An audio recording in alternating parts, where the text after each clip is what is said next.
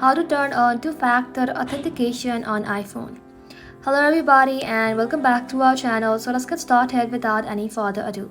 For that, first of all, you want to go ahead and simply open up Settings application in your mobile device.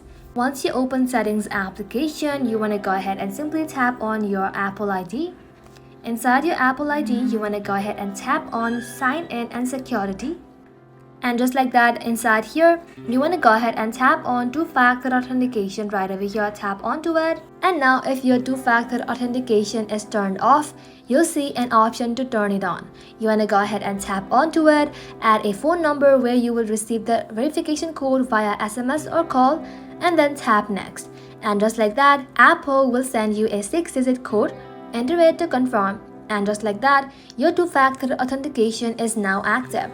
From now on, anyone trying to sign in to your Apple ID will need both your password and verification code sent to you on your trusted device. And that is how you can do it, guys. Thank you all for watching the video till the very end and stay tuned until our next upload.